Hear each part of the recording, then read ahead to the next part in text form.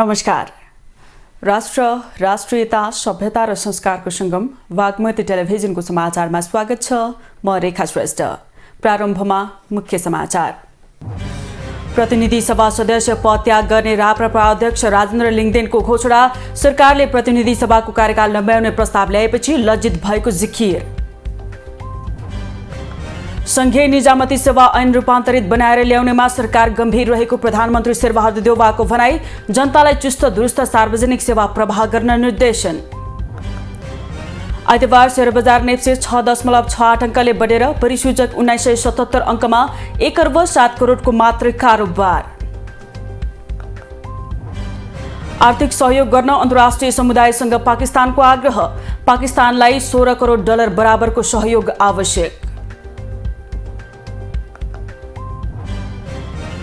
र नेपाल भलिबल संघको अध्यक्षमा जितेन्द्र बहादुर चन्दको उम्मेदवारी घोषणा। संघको केन्द्रीय निर्वाचन भदौ 22 गते काठमाडौँमा हुँदै।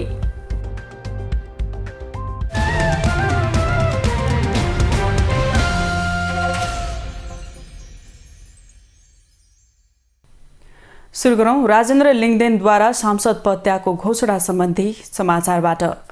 राष्ट्रिय प्रजातन्त्र पार्टीका अध्यक्ष तथा सांसद राजेन्द्र प्रसाद लिङदेनले सांसद पद त्यागेको घोषणा गर्नुभएको छ।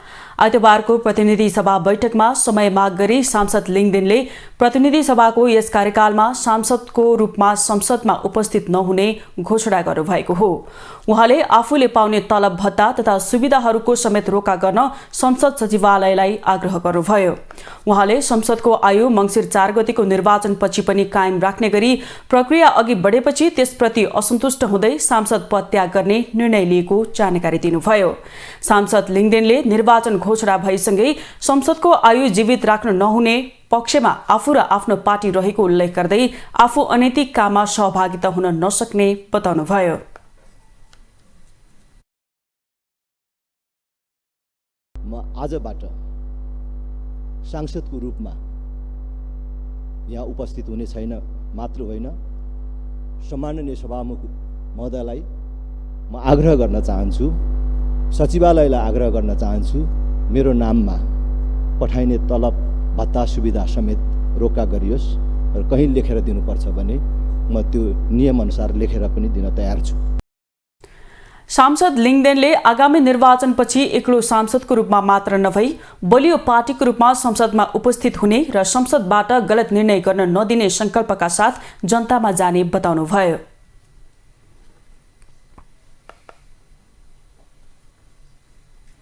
नेपाल मजदुर किसान पार्टीका सांसद प्रेम सुवालले निर्वाचनमा भाग नलिनेहरूको तटस्थ सरकार बनाउन माग गर्नुभएको छ।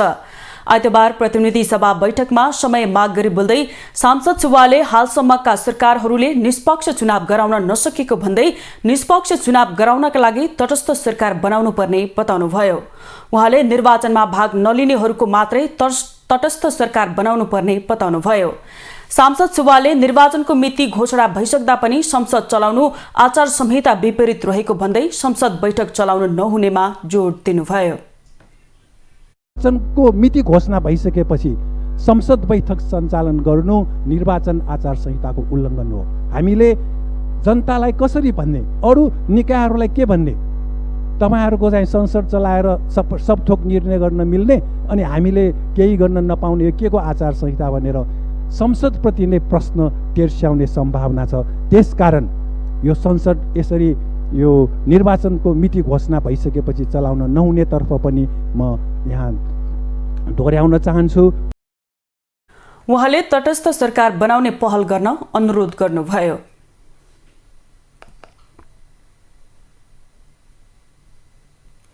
नेपाली कांग्रेसका सांसद भीमसेन दास प्रधानले त्रिभुवन विश्वविद्यालयको समस्या राजनीतिक सहमतिका आधारमा समाधान गर्नुपर्ने बताउनु भएको छ। आइतबारको प्रतिनिधि सभाको पहिलो बैठकमा समय माग गरी बोल्दै सांसद प्रधानले त्रिभुवन विश्वविद्यालयको समस्याको राजनीतिक तहबाट समाधान खोज्नुपर्ने बताउनु भएको हो। उहाँले विश्वविद्यालयका पदाधिकारीहरू राजनीतिक आस्थाका आधारमा नियुक्त हुने र राजनीतिक पूर्वाग्रह राखेर काम गर्न खोज्दा समस्या देखिएको बताउनुभयो। उहाँले भागबण्डाका आधारमा पदाधिकारी नियुक्त गर्दा विश्वविद्यालयको गरिमा खस्किएको बताउनुभयो। उहाँले पदाधिकारीले आफ्नो पक्षलाई पोस्ने र अर्को पक्षलाई लखेट्ने गरेको हुँदा प्राध्यापक र पदाधिकारी बीच पनि द्वन्द्व देखिएको बताउनुभयो। विद्यार्थी र उसको बीचमा पदाधिकारी बीचमा चाहिँ मुलुक द्वन्द्वमा चलेको छ र यतिसम्म त्यहाँ भयो कि विद्यार्थीले केही कुराहरू आफ्नो हकहित कुरा र विश्वविद्यालयको पठन पाठको कुरा र क्वेसनर आउट भएको कुरा जाँचमा चाहिने जथा भएको कुरा उठाउँदाखेरि पनि एउटा विश्वविद्यालयको एउटा अभिभावकको रूपले त्यसलाई चाहिँ यदि बदमासी गरेको भए थर गरेको भए पनि त्यसलाई वास्तवमा कानुनी प्रक्रियाभन्दा नसिहत दिने रेस्ट्रिक्ट गर्ने एउटा युनिभर्सिटीको नियमावलीहरू छन्। उहाँले त्रिभुवन विश्वविद्यालयको गरिमा बचाउन भागबण्डाको अन्त्य हुनुपर्नेमा जोड दिनुभयो। समस्या समाधान राजनीतिक सहमतिमा हुनुपर्ने उहाँको भनाइ छ।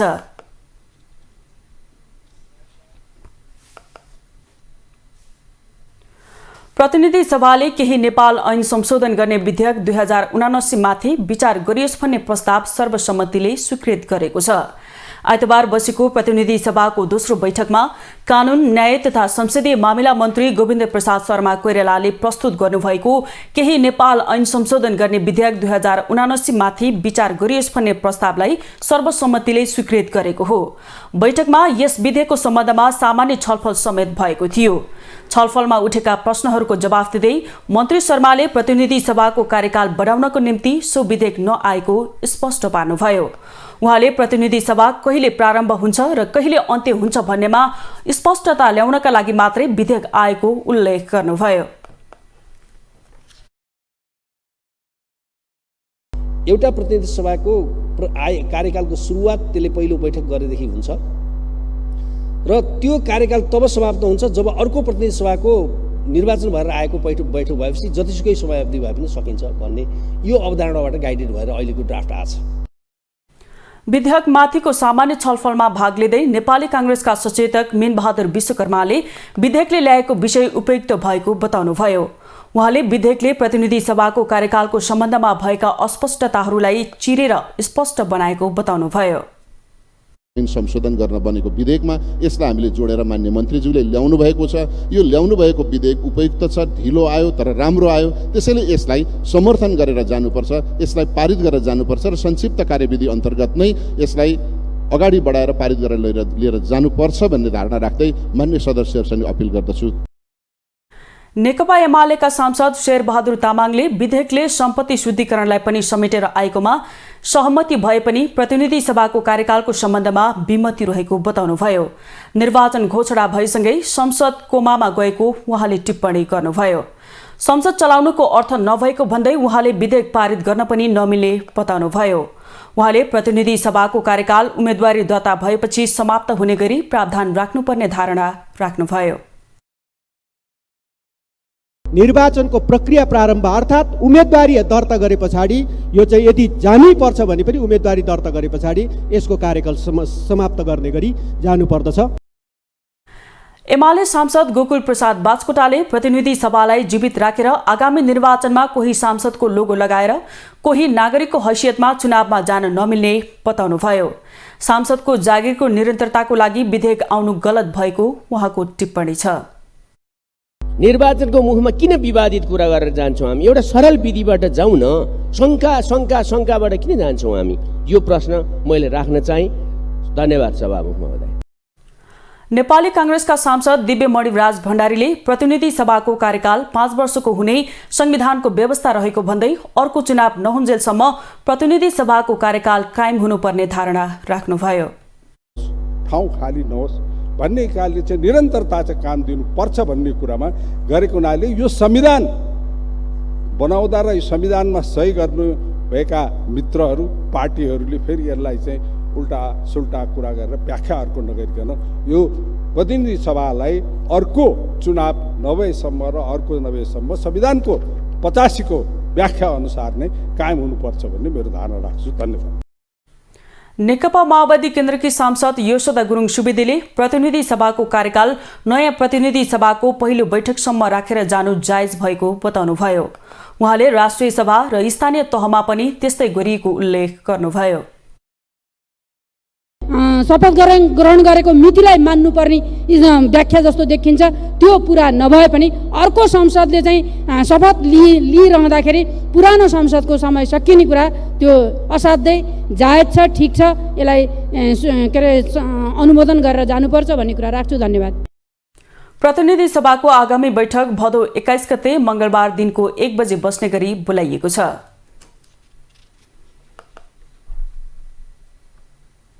समाचारमा एकैछिन विश्राम।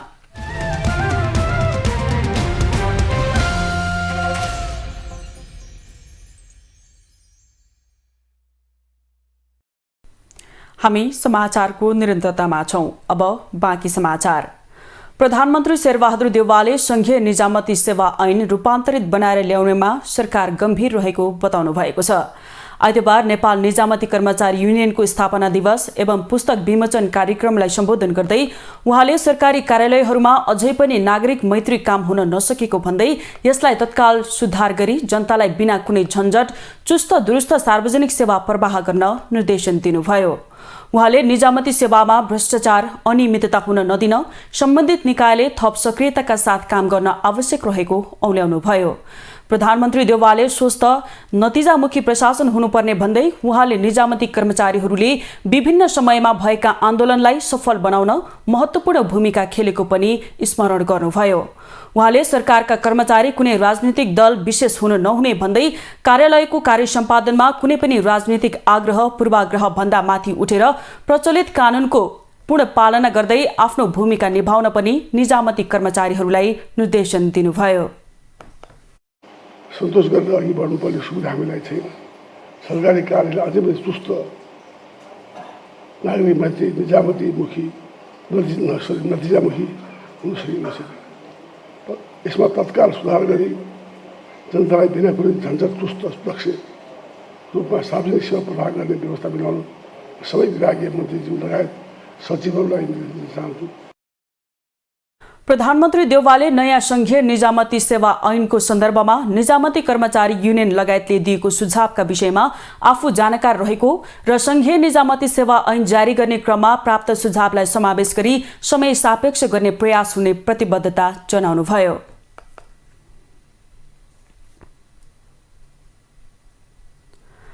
नेकपा माओवादी केन्द्रका अध्यक्ष पुष्पकमल दाहालले आगामी प्रदेश सभा र प्रतिनिधि सभा निर्वाचन लगतै आफू सडक सङ्घर्षमा जाने घोषणा गर्नुभएको छ। निर्वाचन प्रणाली र प्रशासकीय प्रणाली बदल्दै मुलुकलाई रूपान्तरण गर्न आफू निर्वाचनपछि लगत्तै सडक सङ्घर्षमा जाने उहाँको भनाइ थियो।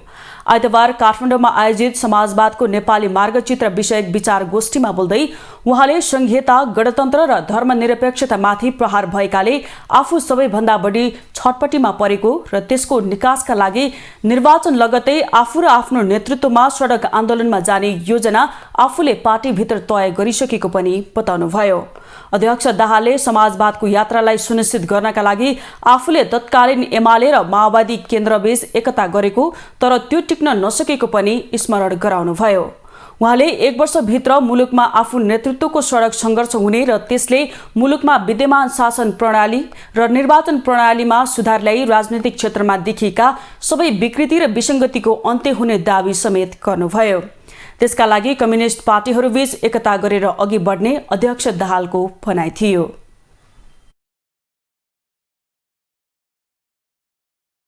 छिटै आन्दोलन हुन्छ नेपालमा। घनश्यामजीले एउटा कुरा भन्नुभयो 3-4 वर्षभित्र, म भन्छु 1 वर्षभित्र। अरूले गर्नुभन्दा पहिला हामीले गर्नुपर्छ। तपाईँ हामी मिलेर गर्नुपर्छ। अरूलाई मौका दिन हुँदैन। त्यो हामीले नै मौका लिनुपर्छ, अरूले गर्न दिन हुँदैन। हामी सडकमा गएपछि कसैको तागत छैन हामीलाई हराउन। अध्यक्ष दाहालले संसद विघटन हुँदा भएको सडक आन्दोलनकै कारण त्यसको पुनर्स्थापना गर्न आफूहरू बाध्य भएको भनेर निलम्बित प्रधान न्यायाधीश चोलेन्द्र शमशेर जबराले स्वीकार गरेको स्मरण गराउँदै आफूहरू सोही आन्दोलनकै बाटोमा अघि बढ्ने पटक पटक दोहोर्याउनुभयो।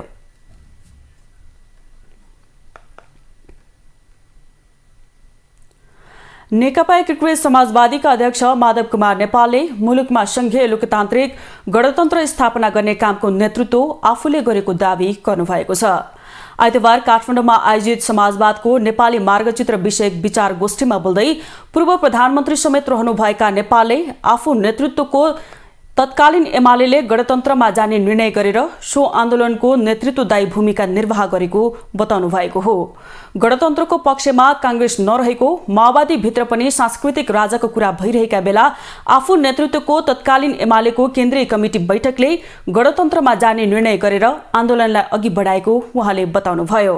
अध्यक्ष नेपालले यथार्थवादी धरातलमा टेकेर मात्रै मुलुकमा समाजवाद ल्याउन सकिने कुरालाई कम्युनिस्टहरूले कहिल्यै पनि भुल्न नहुने पटक पटक दोहोर्याउनुभयो। अध्यक्ष नेपालले निर्वाचनमा भाग लिई जितेर देखाउन पनि नेकपाका संयोजक धर्मेन्द्र बास्तोलालाई चुनौती दिनुभयो। तर चुनाव जित्न नसक्ने अनि राष्ट्रपतिको उम्मेद्वार आफू हो भन्न बास्तोलाले नमिल्ने उहाँको भनाइ थियो।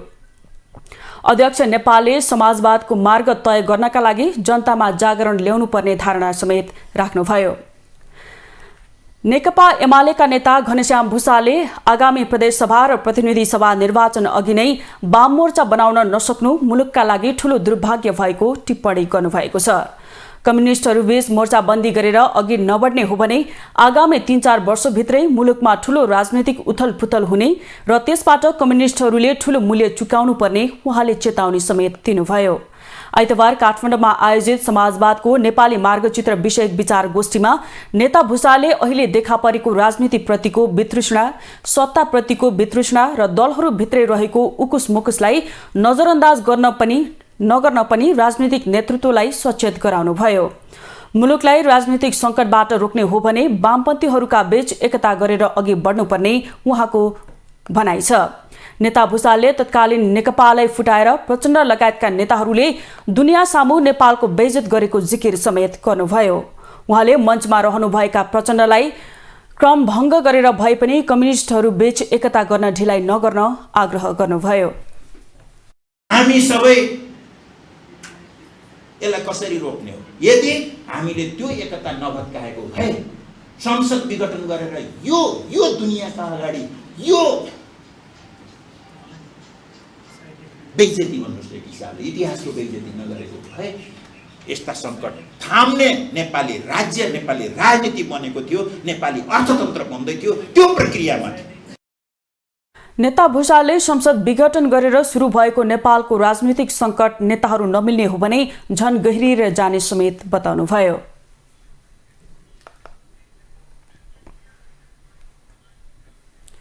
संघीय मामिला तथा सामान्य प्रशासन मन्त्री राजेन्द्र प्रसाद श्रेष्ठले संघीय निजामती सेवा ऐन कानून मन्त्रालयमा गएर रोकिरहेको बताउनु भएको छ। आइतबार नेपाल निजामती कर्मचारी युनियनको स्थापना दिवसको अवसरमा आयोजित कार्यक्रममा मन्त्री श्रेष्ठले निजामती सेवा ऐन विधेयक आफ्नो मन्त्रालयबाट अन्य सम्बन्धित मन्त्रालयमा पठाइएको 2 महिना बितिसकेको उल्लेख गर्दै अर्थ मन्त्रालय हुँदै अहिले कानून, न्याय तथा संसदीय मामिला मन्त्रालयमा गएर अड्किएको बताउनुभयो। कानून मन्त्रालयलाई कानून अनुसार व्यवस्था मिलेको छ वा छैन भन्ने बारेमा मात्रै चासो दिन आग्रह गरे पनि त्यो अनुसार काम अघि बढ्न नसकेको उहाँको गुनासो छ। मन्त्री श्रेष्ठले बजेट भाषणमा आइसकेको विषय पनि अड्कै भएको उल्लेख गर्दै देशको ब्युरोक्रेसीले किन त्यस्तो गरिरहेको छ भन्ने कुरा बुझ्न नसकेको बताउनुभयो। तपाईले राजनीतिमा सम्झौता गर्न, सहमति जुटाउन जान्नुहुन्न भने समस्या आउँछ। त्यसकारण हरेक कुरामा कम्प्रोमाइज गरेर भए पनि अगाडि बढौँ। किन भन्दा अहिले यो गठबन्धनको सरकार छ। गठबन्धनको सरकारमा एउटा पार्टीले भनेको कुरा त सबै कुरा लागू हुँदैन। त्यसकारण गठबन्धनका प्रतिनिधिहरू बसेर सहमति गरौँ न त। मन्त्री श्रेष्ठले अहिले प्रदेशमा गएका निजामती कर्मचारीहरूको समायोजनको समस्या आइरहेको बताउनुभयो। उहाँले सङ्घ, प्रदेश र स्थानीय सरकार बीचको अन्तर्सम्बन्ध राम्रो बनाउनु पर्नेमा जोड दिनुभयो। उहाँले विक्रम सम्वत 2062-63 को परिवर्तनको उपलब्धिहरूलाई संस्थागत गर्न राज्यतन्त्रका विविध पक्षहरूले आनाकानी गरिरहेको बताउनुभयो। यो परिवर्तन 62-63 सालको त्यत्रो ठुलो जनक्रान्ति 7 दशक लामो सङ्घर्षपछि भएको परिवर्तनका उपलब्धिहरूलाई संस्थागत गर्न र त्यो ढङ्गले अगाडि बढ्न यो राज्य यन्त्रमा का विविध पक्षहरू किन चाहिँ हिचकिचाहट, मलाई त्यो अचम्म लागिरहेछ।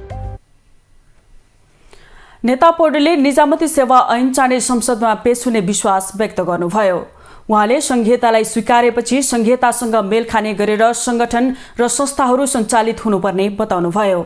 उहाँले कर्मचारीको अधिकार तहगत सुरक्षालाई ध्यानमा राखेर सरकारले चाँडै नै ऐनलाई संसदमा पेश गर्नुपर्ने बताउनुभयो। ल्याउनु पर्यो, कार्यान्वयनमा ल्याउँदा सबै वर्गको कर्मचारी वर्गदेखि लिएर सबै वर्गको हितको सुरक्षा हुने गरेर ल्याउनु पर्यो र यो वास्तवमा यो सुशासन दिन देशमा यदि हामी सक्षम भएनौँ भने श्रीलङ्काको हालत भर्खर हामीले देखेका छौँ। पपुलिस्ट कुराले मात्रै देश धानिन सक्दैन, देश अगाडि बढ्न सक्दैन। वरिष्ठ नेता पौडेलले निजामती ऐनलाई चाँडै टुङ्गो लगाउन सरकारको ध्यानाकर्षण गराउनुभयो।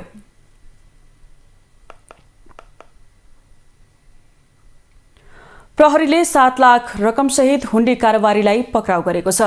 वीरगञ्ज महानगरपालिका 16 शङ्कराचार्य गेटस्थित सडकबाट स्रोत नखुलेको नगद 7 लाख रुपैयाँ सहित 12 जितपुर सिमरा उपमहानगरपालिका 7 बस्ने 50 वर्षीय हरिनारायण प्रसाद कुर्मीलाई आइतबार दिउँसो प्रहरीले पक्राउ गरेको हो।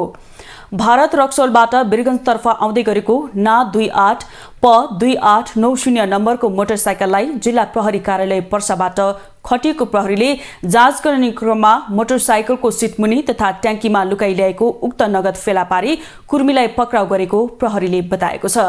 कुर्मी उप बैंक तथा वित्तीय संस्था सम्बन्धी ऐन 2073 विरुद्धको कसुरमा अनुसन्धान भइरहेको छ।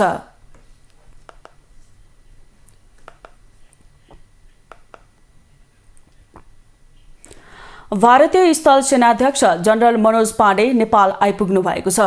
प्रधान सेनापति प्रभुराम शर्माको औपचारिक निमन्त्रणामा सेनाध्यक्ष पाण्डे 5 दिने नेपाल भ्रमणमा आउनुभएको हो। 5 सदस्यीय भ्रमण दलको नेतृत्व गर्दै आइतबार अपराह्न उहाँ त्रिभुवन अन्तर्राष्ट्रिय विमानस्थलमा आउनुभएको सेनाध्यक्ष पाण्डेलाई नेपाली सेनाका रथी बालकृष्ण कार्कीले विमानस्थलको भिआइपी कक्षमा स्वागत गर्नुभएको थियो। भ्रमणका दौरान भारतीय सेनाध्यक्ष पाण्डेले सैनिक मञ्च टुण्डिखेल स्थित वीर स्मारकमा श्रद्धाञ्जली अर्पण र जङ्गी अड्डामा सम्मान गारत निरीक्षण गर्नुहुनेछ। उहाँले प्रधान सेनापति शर्मासँग भेटघाट एवं छलफल, भारतीय सेनाको तर्फबाट नेपाली सेनालाई सहयोग स्वरूप प्रदान हुने विभिन्न सामग्रीहरूको हस्तान्तरण कार्यक्रम गर्ने कार्यतालिका छ। साथै कमान्ड तथा स्टाफ कलेजका शिक्षार्थीहरूसँग अन्तर्क्रिया र मध्य कमान्ड मुख्यालयको भ्रमण गर्ने कार्यक्रम रहेको जनाइएको छ।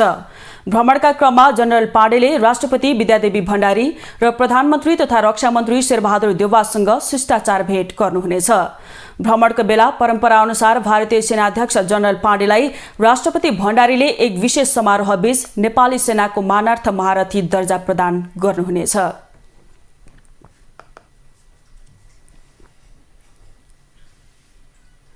नेकपा एमालेका उपमहासचिव प्रदीप ग्यावालीले चुनाव निष्पक्ष नहुने दावी गर्नुभएको छ। चुनावको मिति घोषणा भइसकेपछि पनि सरकारको कार्यशैलीका कारण चुनाव निष्पक्ष नहुने दावी गर्नुभएको हो। प्रेस चौतारी नेपाल पाल्पाले तानसेनमा आयोजना गरेको पत्रकार भेटघाट कार्यक्रममा उपमहासचिव ग्यावालीले गठबन्धन विरुद्ध एक्लै चुनाव लड्ने सामर्थ्य एमालेसँग भए पनि केही ठाउँमा तालमेलको राष्ट्रिय आवश्यकता रहेकाले तालमेल हुने बताउनुभयो। एमाले यो गठबन्धनलाई एक्लै पराजित गर्न समर्थ छ भन्ने कुरामा विश्वस्त छौँ र त्यो उहाँहरूको मनोविज्ञानबाट पनि देखिरहेको छ। अहिले 5 दलले नपुगेर त्यसमा उहाँहरूले बाबुराम भट्टराईलाई थप्नु भएको छ, बाबुराम गौतमलाई थप्नु भएको छ, लोकसभालाई ल्याउनका निम्ति प्रयासहरू गरिरहनु भएको छ। वर्तमान सरकारले निर्वाचनको मिति घोषणापछि पनि प्रतिनिधि सभाको म्याद थपको नयाँ विधेयक प्रस्ताव गर्नु असान्दर्भिक भएको बताउनुभयो। प्रतिनिधि सभाको कार्यकाल चुनाव पछिको पहिलो बैठक सम्पन्न रहने गरी ल्याउन खोजिएको विधेयकले निर्वाचनलाई निष्पक्ष बनाउन नसक्ने उहाँको भनाइ थियो। सरकारमा रहेका दलहरू दलीय भागबण्डामा लागेर देशलाई अस्थिरतातर्फ लान उन्मुख भएको भन्दै एमालेसँग गठबन्धनलाई एक्लै पराजित गर्ने सामर्थ्य रहेको जिकिर गर्नुभयो।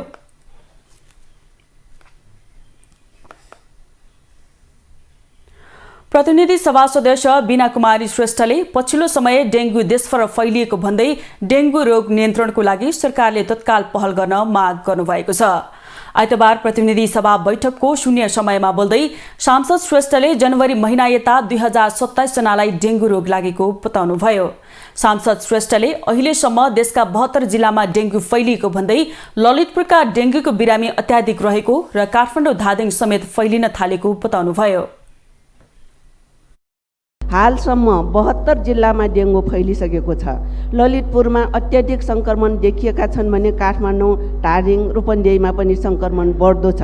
यसै डेङ्गु रोगका कारण कैलालीमा एकजना महिलाको ज्यान समेत गएको छ। सतर्कता नअपनाउँदा डेङ्गुले भयानक रूपले लिई धेरैभन्दा धेरैको ज्यान जान सक्ने देखिन्छ। डेङ्गु बढ्नुका कारण एडिस लामखुट्टेको टोकाइबाट सर्ने भाइरस रोग हो। एडिस नामक लामखुट्टेको प्रजाति बढ्दै गएको पाइएको छ। त्यस्तै प्रतिनिधि सभा सदस्य बिन्दा पाण्डेले त्रिभुवन विश्वविद्यालयमा भएको तालाबन्दीमा सरकारको सहभागिता निन्दायोग्य रहेको बताउनुभयो। विश्वविद्यालयमा मौलाएको बेथिति सबैको चिन्ता र चासोको विषय बन्नुपर्छ भनेर जरुरी सार्वजनिक महत्त्वको प्रस्ताव दर्ता गराउँदा संसदमा छलफल गर्न समेत सरकार तयार नभएको उहाँको भनाइ थियो। केन्द्र बन्नुपर्ने विश्वविद्यालयहरूमा मौलाएका यस्ता व्यथिति हामी सबैको साझा चिन्ता र चासोको विषय बन्नुपर्छ भनेर जरुरी सार्वजनिक महत्त्वको प्रस्ताव दर्ता गरेर संसदमा छलफलमा ल्याउन शिक्षा मन्त्रीजीलाई पटक पटक आग्रह गरियो, तयार हुनु भएन। तर संसद बाहिर विश्वविद्यालयमा तालामुक्त गरौँ भन्दै हुनुहुन्छ भने माननीयजीहरू पदाधिकारी वामपन्थी मात्रै भएकोले समस्या भयो भन्नुहुन्छ। यस्ता अभिव्यक्तिलाई जिम्मेवार मान्न सकिँदैन। सांसद विमला विश्वकर्माले नेपालीहरूको महान पर्व नजिक आएकाले बजारको अत्याधिक मूल्य वृद्धि नियन्त्रण गर्न सरकारसँग माग गर्नुभयो। उहाँले बजारमा हरेक खाद्यान्नदेखि डिजेल पेट्रोलको समेत मूल्य वृद्धि भएकाले सामान्य नागरिकलाई बिहान बेलुका 2 छाक टार्न समेत समस्या भएको बताउनुभयो। महान चाडपर्वहरू नजिकिँदैछन्। मूल्य वृद्धिले आकाश छुएको छ। पेट्रोलियम पदार्थको मूल्य दिनानुदिन वृद्धि भइरहेको छ, जसका कारण दैनिक जालादाली गरी खाने, सामान्य व्यापार गरी खाने जनताको जीवन कठिन हुँदै गइरहेको छ। सरकार के गरिरहेको छ? मूल्य वृद्धि नियन्त्रण र सहुलियत दरमा दैनिक उपभोग्य वस्तु उपलब्ध गराउने कुरामा सरकारको ध्यान गएको पाइँदैन। त्यस्तै सांसद शक्ति बहादुर बस्नेतले कर्णाली स्वास्थ्य विज्ञान प्रतिष्ठान मार्फत कर्णाली क्षेत्रका स्थानीयवासीलाई स्वास्थ्य सेवा उपलब्ध गराउन सरकारसँग माग गर्नुभयो। उहाँले कर्णालीका जनतालाई स्वास्थ्य सेवा दिने उद्देश्यले स्थापना भएको प्रतिष्ठानले उद्देश्य अनुरूप कर्णालीका जनताले स्वास्थ्य सेवा पाउन नसकेको बताउनुभयो। विकटता र कनेक्टिभिटीको समस्याका कारण प्रतिष्ठान मार्फत 9वटै जिल्लामा जनताले सेवा प्राप्त गर्ने अवसर प्राप्त गर्न सकिरहेका छैनन्। तसर्थ कर्णाली स्वास्थ्य विज्ञान प्रतिष्ठानले पिछडित क्षेत्रका सबै जिल्लामा सेटेलाइट सेवा सञ्चालन गरी सबै जिल्लाका जनतालाई स्वास्थ्य सेवा उपलब्ध गराउनको लागि म सरकारसँग आग्रह गर्दछु। सांसद शेरबहादुर तामाङले विपद जोखिम न्यूनीकरण गर्ने प्राधिकरण गठन भए पनि मेलम्ची क्षेत्रमा विपद व्यवस्थापनमा प्राधिकरण उपस्थित हुन नसकेको बताउनुभयो। विपद व्यवस्थापनमा सम्बन्धित निकायको ध्यान जान जरुरी रहेको उहाँको भनाइ थियो। घर क्षति भएको छ, त्यसको राहत र पुनर्स्थापनाको लागि सरकारले विश्व ब्याङ्कसँग ऋण पनि लिएको छ, विश्व ब्याङ्कसँग पैसा लिएको छ। सम्माननीय सभामुखज्यूले नै पटक पटक सरकारको नाममा रुलिङ पनि भएको छ, तर अहिलेसम्म पनि केही ध्यान दिइएन। त्यसैले किन कानमा तेल हालेर बसेको छ सरकार? एकचोटि सरकारले चाहिँ यो तर्फ ध्यान दियोस् भन्ने म माग गर्न चाहन्छु। शून्य समयमा बोल्ने अधिकांश सांसदहरूले डेंगू रोग नियन्त्रण गर्न सरकारले चासो देखाउनु पर्ने भन्दै सरकारको ध्यानाकर्षण गराएका थिए।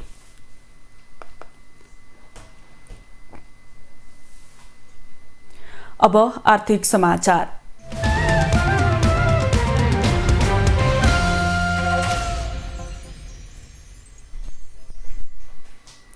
आइतबार शेयर बजार नेप्से परिसूचकमा सामान्य सुधार भएको छ।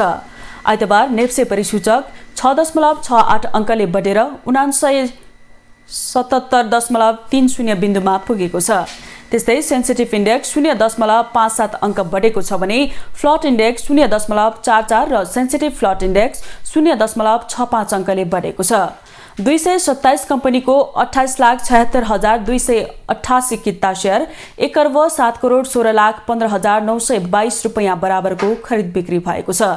नेप्सेका 13 उपसमूह मध्ये 9 उपसमूहको परिसूचक बढेको छ भने बाँकी 4 उपसमूहको परिसूचक घटेको छ, जसमा निर्जीवन बीमा उपसमूहको परिसूचक 1.85% बढेको छ।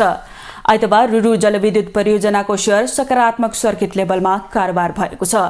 हिमालयन एभरेस्ट इन्सुरेन्सको शेयर मूल्य 9% भन्दा बढी बढेको छ भने जोशी हाइड्रो पावरको 8% भन्दा बढी बढेको छ। यता सपोर्ट माइक्रो फाइनान्सको शेयर मूल्य यस दिन करिब 3% घटेको छ। रेडी पावर 8 करोड 91 लाख रुपैयाँ बराबरको शेयर कारोबार भएको छ।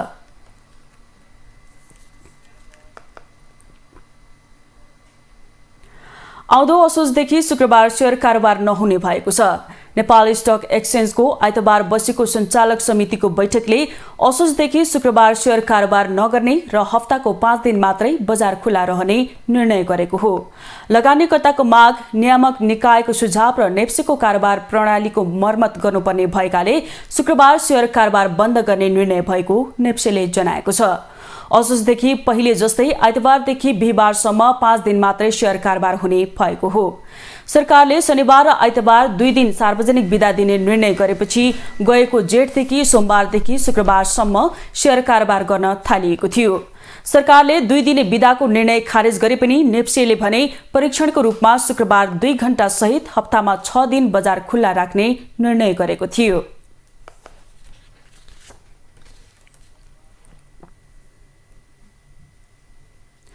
श्रम, रोजगार तथा सामाजिक सुरक्षा मन्त्री शेरबहादुर कुँवरले वैदेशिक रोजगारीमा पठाउने नाममा भइरहेको ठगी नियन्त्रण गर्ने बताउनु भएको छ। आइतबार मन्त्रालयको कल सेन्टरमा श्रमिकहरूको गुनासो सुनेपछि सञ्चारकर्मीहरूसँग बोल्दै मन्त्री कुँवरले सरकारले शून्य लागतमा पठाउने भनिएका देशहरूमा समेत एजेन्टहरू मार्फत जताततै श्रमिकहरू ठगेको भन्दै तत्काल नियन्त्रण गर्ने बताउनु भएको हो। उहाँले शून्य लागतमा वैदेशिक रोजगारीमा जान सक्ने सम्झौता भएका देशहरूमा समेत एजेन्टहरूले 3.5 लाखसम्म लिएको गुनासो आएकाले मन्त्रालयले त्यसको अनुगमन सुरु गरेको बताउनुभयो। मन्त्रालयमा ठगिएको भनेर आएका गुनासाहरूलाई मन्त्रालयले सहजीकरण गर्ने मन्त्री कुँवरको भनाइ थियो। मन्त्री कुँवरले ठगी भएको जानकारी मन्त्रालयमा नआउँदा अनुगमन गर्न समेत नसकिएको बताउनुभयो। उहाँले कल सेन्टर मार्फत श्रमिकका गुनासाहरू तत्काल र केही समय लगाएर भए पनि समाधान मन्त्रालयले गरिरहेको दावी गर्नुभयो। उहाँले पछिल्लो समय वैदेशिक रोजगारको क्षेत्र, घर जग्गा कारोबार हुँदाहुँदै फोहोर व्यवस्थापनमा समेत दलाली हुन थालेको बताउनुभयो। जग्गा सम्बन्धी दलाली छ, कहीँ घर सम्बन्धी दलाली छ, अब यो फोहोर सम्बन्धी पनि दलाली होइन, हुँदा त फोहोरमा पनि दलाली चल्न थाल्यो भन्ने कुराहरू आयो। त त्यसले यो सबैको समाधानको लागि पनि हामी सबै ठाउँबाट जागरुक भएर सहयोग गर्न सक्यौँ भने त्यो राज्यको मात्र काम हो होइन, मन्त्रालयको काम मात्र काम हो भन्ने ढङ्गले हामीले सोच्यौँ भने समाधान गर्न सकिँदैन। किन मन्त्रालय आफै देख्न सक्दैन। मन्त्रालयलाई आँखा देखाउने भनेको हामी सबै, चाहे नागरिक समाज होस्, चाहे सरकारवाला हुन्, चाहे पीडितहरू हुन्। मन्त्री कुँवरले आइतबार 4 जना श्रमिकहरूको गुनासो सुन्नुभएको छ। उहाँले वैदेशिक रोजगारीमा लैजान्छु भनेर महिनौ नलगिएको, वैदेशिक रोजगारीमा घर गएर आउन नदिएको जस्ता गुनासा श्रमिकहरूले मन्त्री कुँवरलाई गरेका थिए। मन्त्री कुँवर श्रमिकको गुनासो यसरी सुन्नुभयो।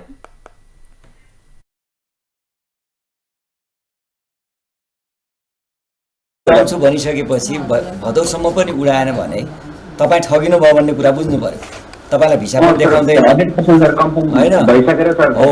त्यसैले त्यस्ता व्यक्तिहरूको तपाईँले परिचय खुल्ने, जस्तै नागरिकता होला, अरू परिचय खुल्ने केही चिज छ भने त्यस्ताको जानकारी दिनु पर्यो र उजुरी हाल्नु पर्यो। श्रम मन्त्री कुँवरले हरेक हप्ताको आइतबार 1 घण्टा कल सेन्टरमा श्रमिकको गुनासो सुन्ने कार्य गरिरहनु भएको छ।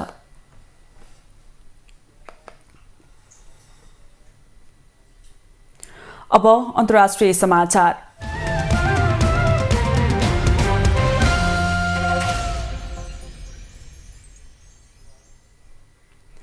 बाढीको चपेटामा परेको पाकिस्तानले अन्तर्राष्ट्रिय समुदायसँग आर्थिक सहयोग गर्न आग्रह गरेको छ। बाढीबाट 10 लाख घरहरू ध्वस्त भएको र त्यसबाट 3 करोड 30 लाख मानिस प्रभावित भएको प्रारम्भिक अनुमान गरिएको छ। तिनीहरूको पुनर्स्थापनाका लागि 16 करोड अमेरिकी डलर बराबरको सहयोग आवश्यक परेको पाकिस्तानले जनाएको छ। संयुक्त राष्ट्रसङ्घले पनि यसअघि नै पाकिस्तानलाई मानवीय सहयोग गर्ने अपील गरिसकेको छ। बाढीबाट बलुचिस्तान, सिन्धु, गिलगिट र पन्जाब प्रान्त सबैभन्दा बढी प्रभावित भएका छन्। खैबर पख्तुनख्वा बाढीका कारण तहस नहस भएको छ। बाढीमा परि 1265 जनाको मृत्यु भइसकेको छ। बाढीबाट 10 अर्ब डलर बराबरको क्षति भएको अनुमान पाकिस्तानी अधिकारीहरूले गरेका छन्। अन्तर्राष्ट्रिय समुदायले तत्काल राहत पुर्याउने क्रम पनि जारी राखेको छ। पछिल्ला 4 दिनमा टर्की, फ्रान्स, चीन, युएई, कतार लगायतका देशबाट 30वटा विमानले राहत सामग्री पुर्याएका छन्। अमेरिकाले भने एउटा सैन्य टोली नै पठाउने तयारी गरिरहेको छ।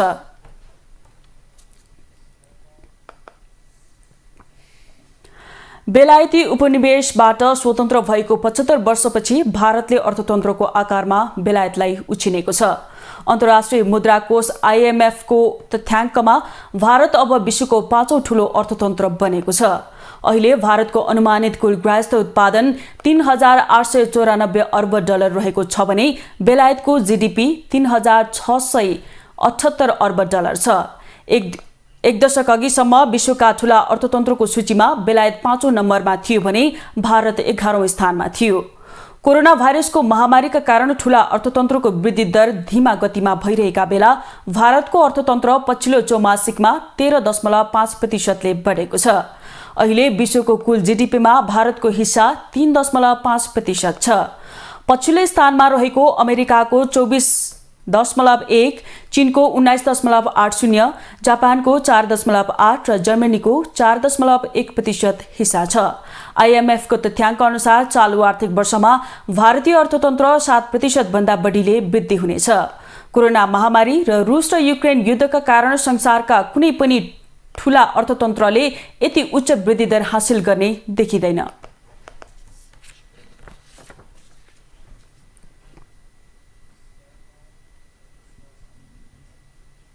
अब खेलकुद समाचार।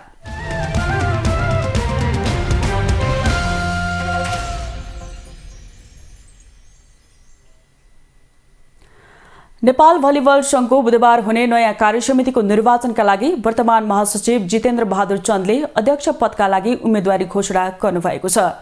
चन्दले आइतबार पत्रकार सम्मेलन गर्दै भदौ 22 गते हुन लागेको नयाँ निर्वाचनका लागि औपचारिक रूपमा उम्मेदवारीको घोषणा गर्नुभएको हो। चन्दले 14 बुँदे प्रतिबद्धता पत्र सहित उम्मेदवारी घोषणा गर्नुभएको हो।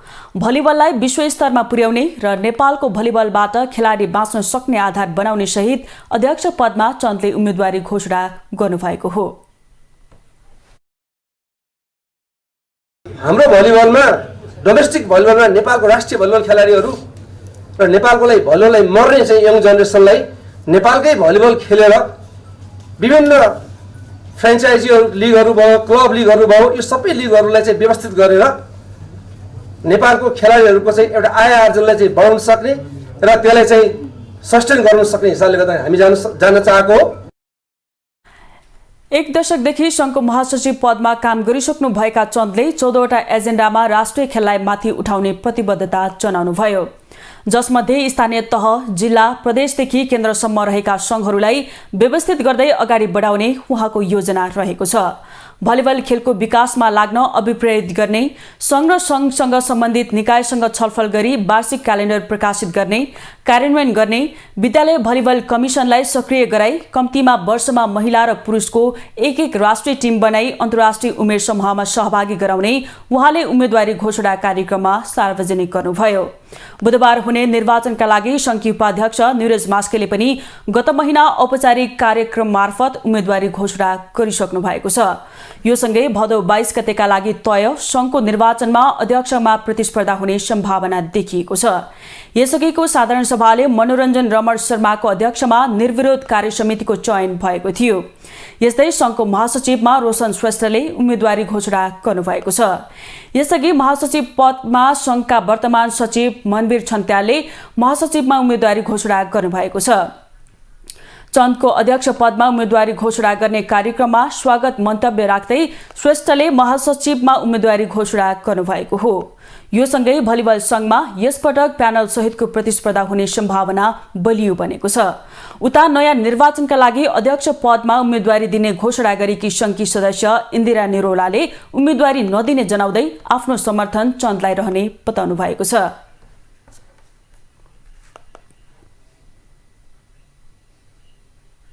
अब मौसम सम्बन्धी समाचार।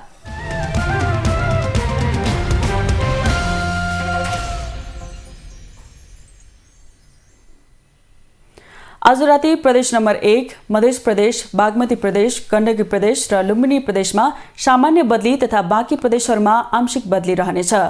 प्रदेश नम्बर 1, मध्य प्रदेश र गण्डकी प्रदेशका थोरै स्थानहरूमा र बाँकी प्रदेशहरूका 1-2 स्थानहरूमा मेघगर्जन चट्यान सहित हल्कादेखि मध्यम वर्षाको सम्भावना रहेको छ।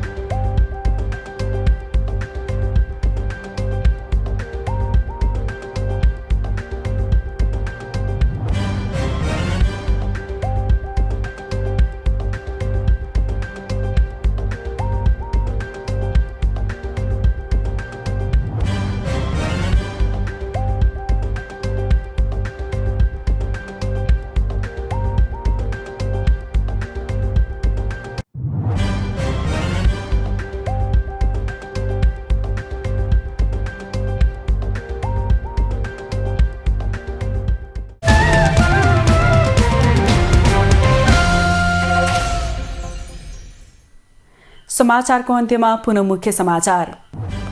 प्रतिनिधि सभा सदस्य पद त्याग गर्ने राप्रपा अध्यक्ष राजेन्द्र लिङदेनको घोषणा।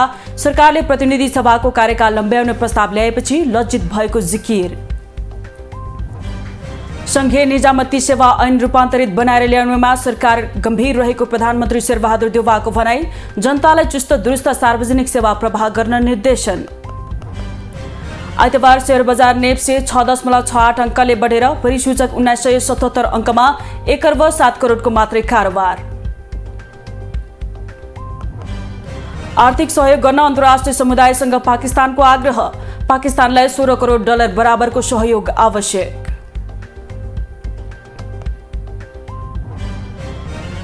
र नेपाल भलिबल संघको अध्यक्षमा जितेन्द्र बहादुर चन्दको उम्मेदवारी घोषणा। संघको केन्द्रीय निर्वाचन भदौ 22 गते काठमाडौँमा हुँदै।